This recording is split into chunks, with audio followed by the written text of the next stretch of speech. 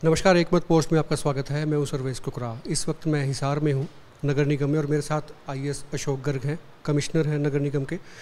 Sir, कई चीज़ें शुरू की जा रही हैं आपकी तरफ से, उन पे पहले बात कर लेते हैं।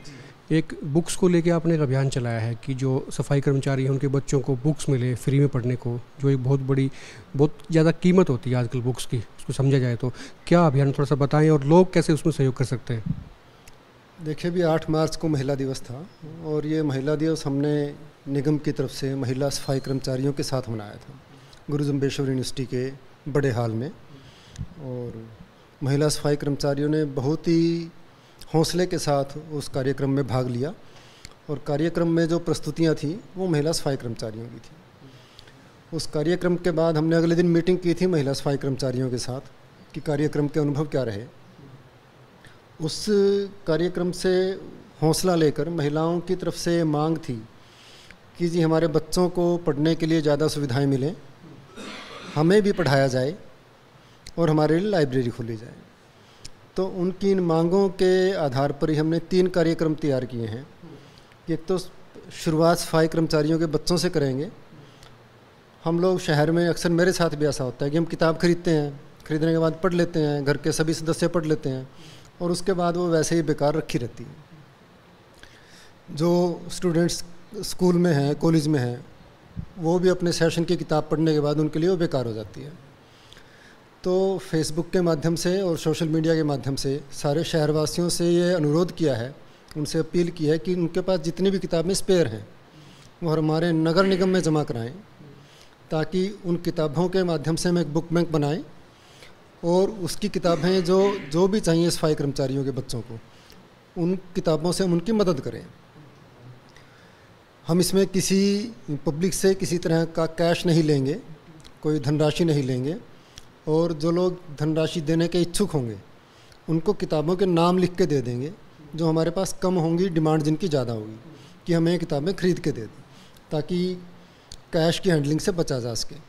और जिस तरह का रिस्पांस आ रहा है, मुझे उम्मीद है कि बड़ा अच्छा बुक बैंक हम तैयार कर लेंगे। और एक बार अच्छा रिस्पांस आ गया, ज़्यादा किताबें हमारे पास आ गई और सफाई कर्मचारियों के बच्चों की डिमांड हम पूरी कर पाए, उसके बाद इसको हम आगे बढ़ाकर शहर के जितने बीपीएल परिवार हैं, गरीब परिवार हैं, उन सब के लिए स्कीम खोलते हैं।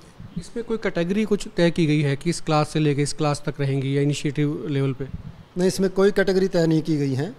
पहली क्लास से लेके यूनिवर्सिटी तक के बच्चों के लिए, और सिलेबस के अलावा कंपटीशन की किताबें भी, और इसके अलावा कोई साहित्य की किताबें भी देना चाहता है, वो सारी किताबें बुक बैंक में रखी जाएंगी।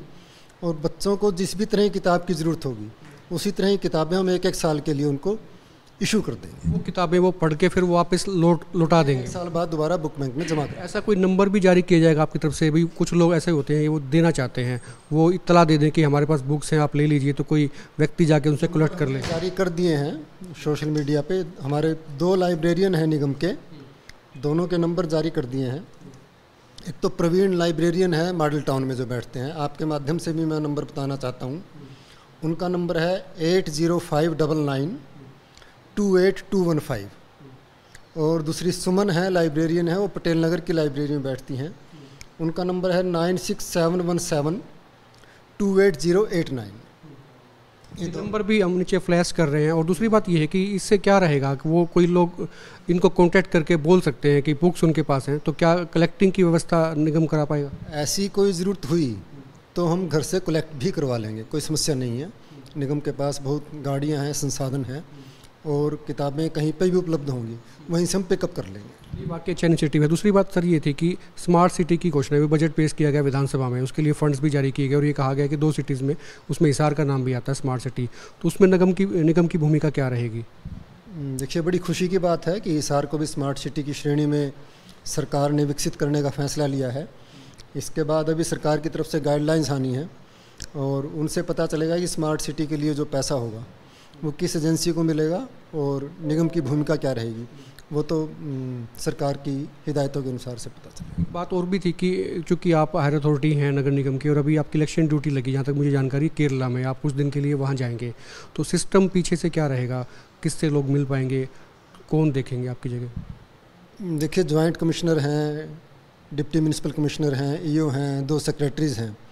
ये अधिकारी तो अपना काम करते रहेंगे, इसके अलावा यदि सरकार किसी को एडिशनल चार्ज देगी तो वो अधिकारी भी काम देखेंगे। एक नई बात ये भी थी कि हमने एक स्टिंग ऑपरेशन किया था कल एक मत पोस्ट ने, उसमें काफ़ी जगहों पर कुछ मशीनें आई थी, स्वीपिंग मशीन आप उनको कह सकते हैं, स्वीपिंग ट्रक उनको कह सकते हैं, जो सफाई के लिए इस्तेमाल करते हैं। हम सफ़ेद हाथी कहते हैं क्योंकि वो हमें लगता है कि वो तेल पीता है, पैसे खाता है, इसके अलावा कुछ नहीं करता।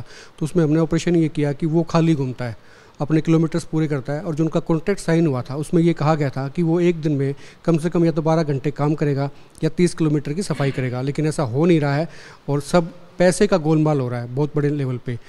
क्या कोई जांच कराएंगे? बिल्कुल, आपका जो स्टिंग ऑपरेशन की वीडियो है वो आप मेरे पास भेज दें, बिल्कुल बाकायदा जांच करेंगे और ये जांच करेंगे कि टर्म्स एंड कंडीशंस के हिसाब से वो काम कर रही है या नहीं कर रही। उस हिसाब से काम नहीं कर रही होगी तो उस पर नियमानुसार कार्रवाई करेंगे। ये थे अशोक गर्ग, IAS कमिश्नर हैं नगर निगम में। उन्होंने कहा कि जांच होगी, कार्रवाई भी होगी, इत्मीनान रखिए। आप अपने कमेंट नीचे ज़रूर लिखिए और आप देखते रहिए एक मत पोस्ट। नमस्कार।